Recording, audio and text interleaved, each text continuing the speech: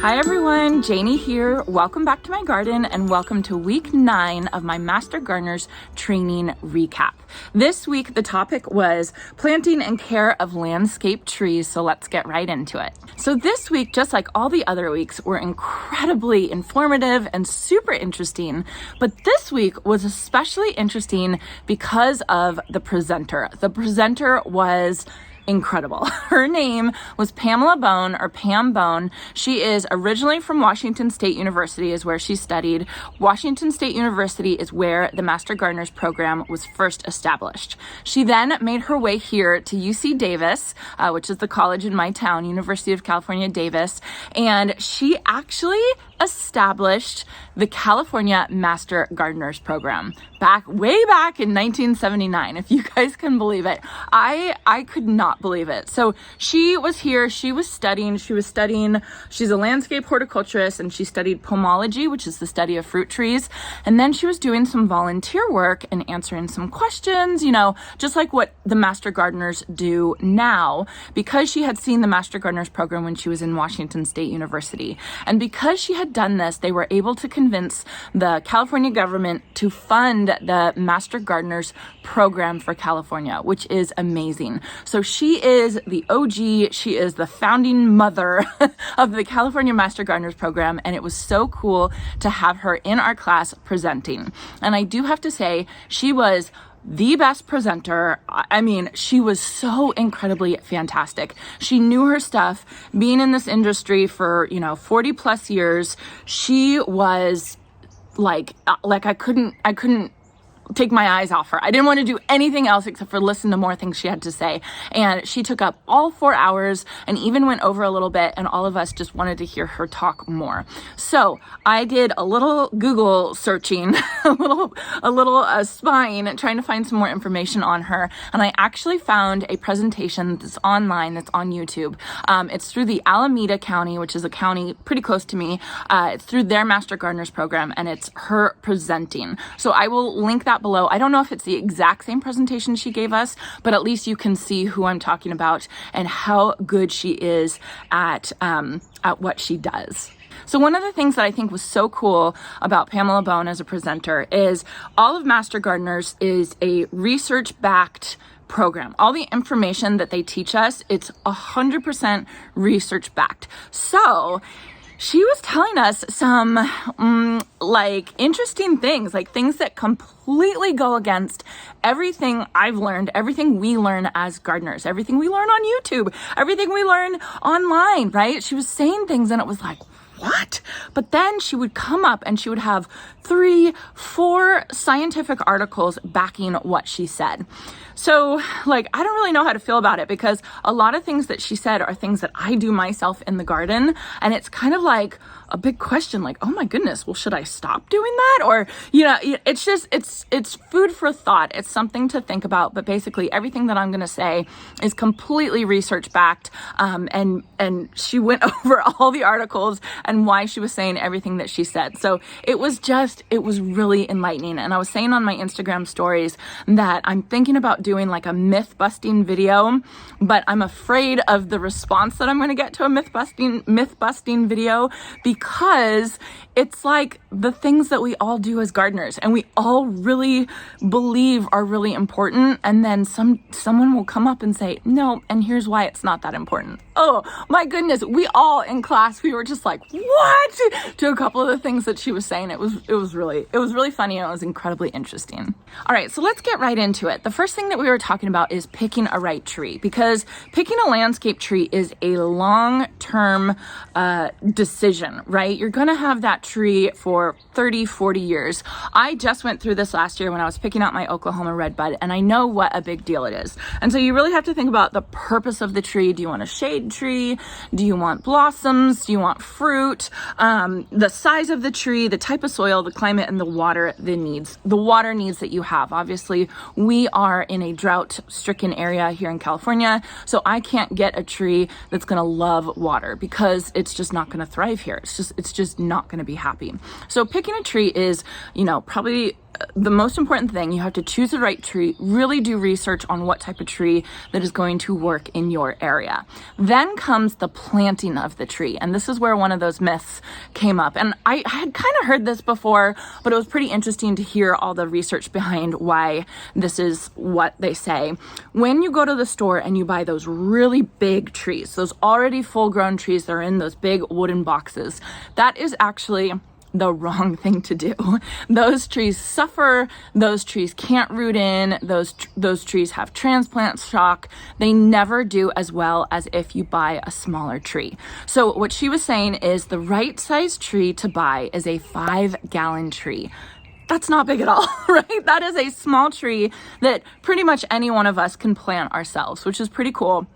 And what she said was actually a smaller tree catches up to the bigger size tree in just about 3 years, right? And it'll actually be healthier and it'll actually take over the growth of one of those bigger trees. So it's always better to go with the 5-gallon size tree. 15 gallons sometimes, right? Sometimes is okay, but you never want to buy one of those trees that are in the big boxes or anything bigger than that, because it's just not good for the tree and the tree's not going to thrive and the tree's not going to be happy. So I found that really interesting. It actually made me feel better because I can only afford the small trees. So, if I am planning to plant another tree in my cottage garden. So I'm going to be going for the 5-gallon, maybe 15-gallon if I can't get it in a 5-gallon size. All right. Then the next thing we talked about is the roots of the tree. What she was saying is, do not dig a deep hole for your tree. When you dig a deep hole and you plant a new tree in a deep hole, you're actually planting the tree in its grave. Yes, she said that. So, and she got that from another researcher, a tree researcher. She said, research shows digging a deep hole is often detrimental to tree growth and may act as a grave for the tree. And the reason why she said that is because 90% of the roots are in the top 18 inches of soil and 99% are in the top 3 feet of soil. So if you dig a deep hole, that tree is just going to sink down and suffer because it will keep wanting to kind of fall down into the hole. And that's exactly what you don't want with the tree. You want the roots to be up on, within the top 3 feet of soil so that it can get the oxygen those roots need. So what she said is she compared it to a wine goblet on a dinner plate, like a glass sitting on a dinner plate. Basically, the wine goblet and the stem is the trunk of the tree. And then the dinner plate comes out and those are the roots. And that's literally what a tree looks like. She was saying when we see pictures of, the size of the roots is the same size as the canopy of the tree, that is completely false. That is absolutely not true. That's not the way that trees work. So what you want to do is you want to dig a shallow hole, the hole the size of the nursery can or whatever container that the tree's in, and then you want to dig it nice and wide. And then she said, you don't want to really add amendments to the soil. Yes, she said, and she had lots of research articles to back this, soil amendments are not necessary. Even compost down in the hole, in the planting hole, you shouldn't do that, which is like, what? Like, excuse me? So what she said is that you want that tree to establish its root system into the native soil as soon as possible, right? And if you have a bunch of really good stuff right there in the planting hole, those roots are never going to go out into the rest of the soil. And then that that tree is going to be very unstable because the root system isn't going to be developed. So it was like, none of the stuff that we normally do. She also said this was the same for woody shrubs, if you can believe it. So not adding amendments into the soil. She also said mycorrhizal fungi is not worth it. You guys, it was so funny. I was writing this stuff down with like a huge question mark, but then she would come up with a couple articles showing why. So I don't think it means that I'm going to stop using my Sure Start starter fertilizer or anything like that. But if you don't have it, don't feel bad, right? If you don't have the mycorrhizal fungi, don't feel bad. The reason why, she said, is that there is plenty of mycorrhizal fungi in the soil that we plant our plants in. If you are planting in like a sterile soilless mix, then yeah, that would be great to use some of that, right? But if you're just planting something straight into the ground, you don't need to use all that kind of stuff. It's just a waste, and it actually will keep the roots in a place that you don't want them to be. So I will link a video up above. This is a video I did last fall on root washing. It was something I had read in a book about myths in the garden, and it was talking about, you know, digging up a really big root ball so you don't disturb the roots, and then just put the root ball into the ground and try to disturb it as little as possible. And basically that was false, right? Because you need to check and make sure that the roots aren't entwined with each other and root bound and circling around each other. And the presenter, Pamela Bone, was saying the exact same thing.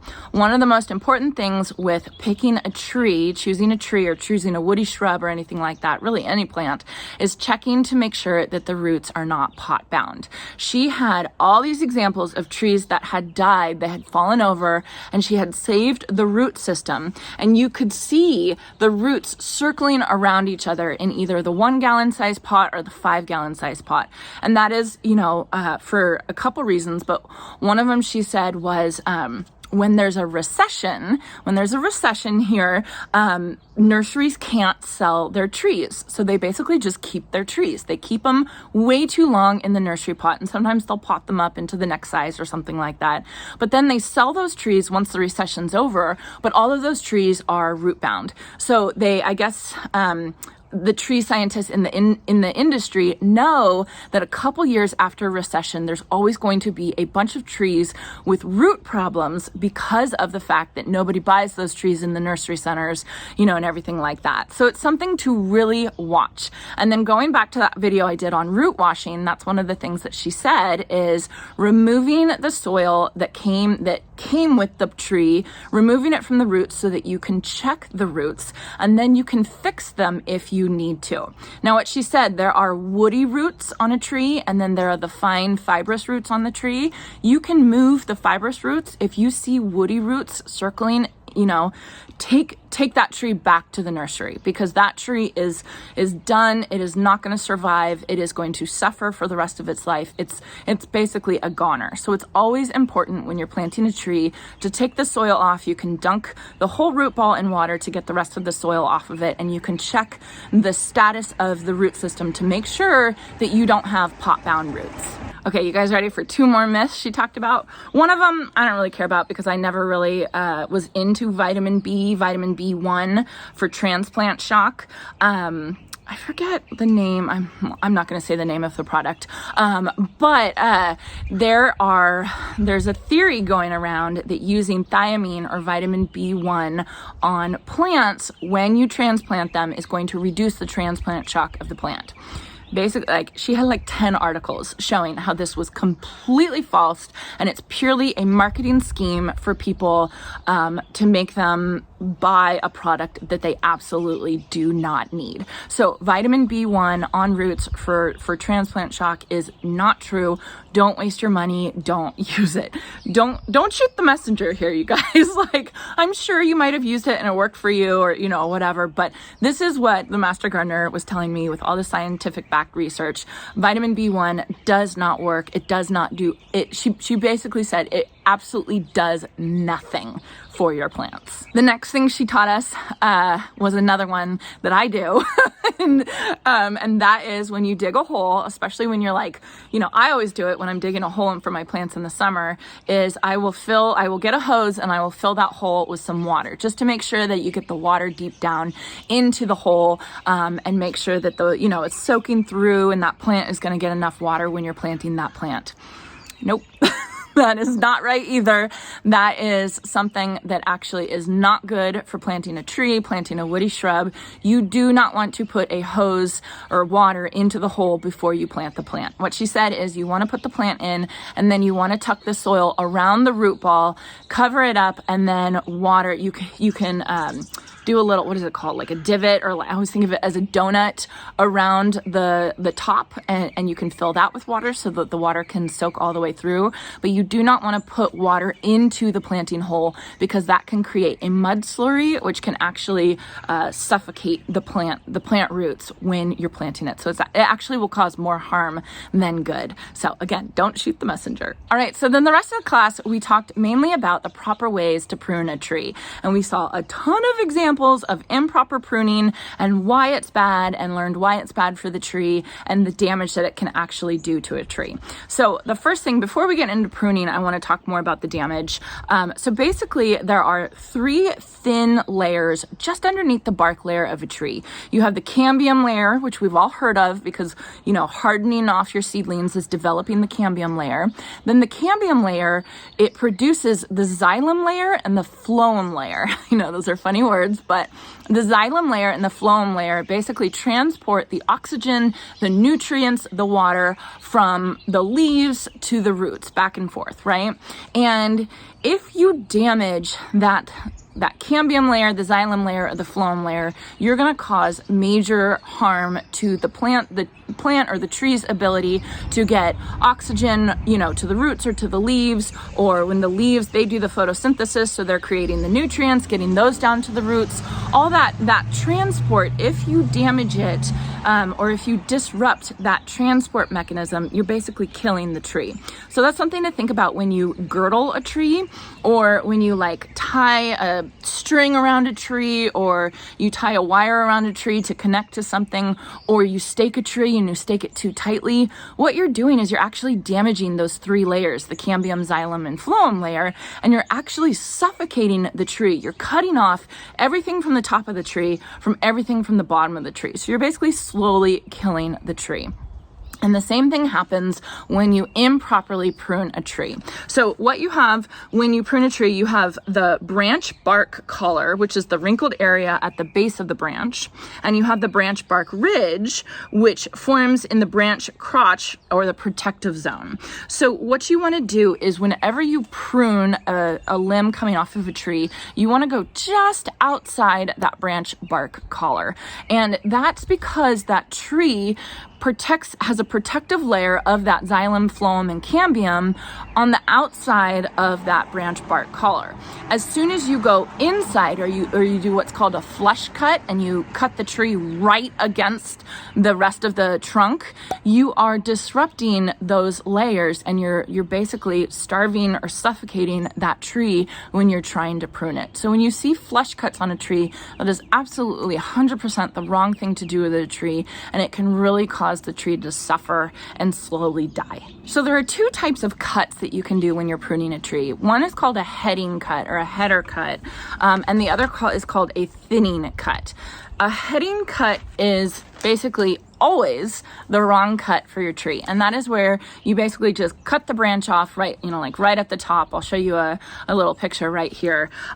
This is the wrong thing to do, because you are basically going to mess up all of those processes in the tree. It's going to create, so it's going to disrupt something called apical dominance. And apical dominance is the very tip, or the top of the tree, is where the growth points are. And as soon as you cut that off, then you're going to have a lot more growth along the rest of the tree, which sounds like a good thing, because you think, oh, it'll make a bushier tree, it'll be really great. But what actually happens, you know, we're talking about 25, 30-foot trees here. What actually happens is the tree starts developing smaller limbs that are not as stable and are not as sturdy, and those limbs tend to fall very often. So when you see a tree that's had heading cuts, that's been headed, those trees often over a couple years develop these really small, really weak limbs, and then those limbs one by one start falling. It creates a hazard, and then you have to prune those limbs, and that's when you see those skeleton looking trees that look absolutely terrible. I'm looking at one across the street right now. But just look absolutely terrible. It's a city tree. It's not one of my neighbor's trees. And they're basically unsafe. So heading cuts are always the wrong thing to do. What you do want to do is you want to do thinning cuts, which you're leaving the leader intact when you thin the tree, when you prune the tree. And by leaving the leader intact, you're leaving that apical dominance intact, and you're not going to get a bunch of those random small branches that can be really dangerous. You're going to remove the branch to the point of origin, right? So right back to that wrinkled collar. And the thinning cuts are always the right cuts for the tree. So if you guys are looking to prune any of your trees, you always want to look for like how to do thinning cuts on my tree. That's the right type of cut you want to do, despite whatever else you read or whatever else you've learned. You don't ever want to do a heading cut on a landscape tree. All right, so that's going to be it for my week 9 Master Gardener's training recap. I cannot emphasize enough how interesting it was to hear this woman talk. So I highly encourage you guys to check out the video that I'm linking down below. So in my description down below the title of this video, you can see some words, and if you click more on the bottom right, that will open up that whole text box so that you guys have access to all my links, and I will put her link in there. The presentation I think is an hour and a half long, so it's not short, but my presentation was 4 hours long and I could have sat there and listened to her talk a lot longer. And I know it's mainly about trees, but really everything she said kind of pertained to gardening in general. So it was just super interesting, and it's just more tools that you can put in your gardener's toolbox just to learn and become a better gardener. There was a lot of things that she told us in class that was like, no, don't do this and don't do this. And, you know, it's going to take me a while to feel comfortable changing things over from the way that I learned to do it and how I normally do it. But I do think it's good to learn the reasoning behind why we do things and to not feel bad. Like, say you don't have mycorrhizal fungi when you're planting something. Not the end of the world, according to Pamela Bone. So anyway, I hope you all enjoyed this video. I hope you all have a chance to get in your garden today.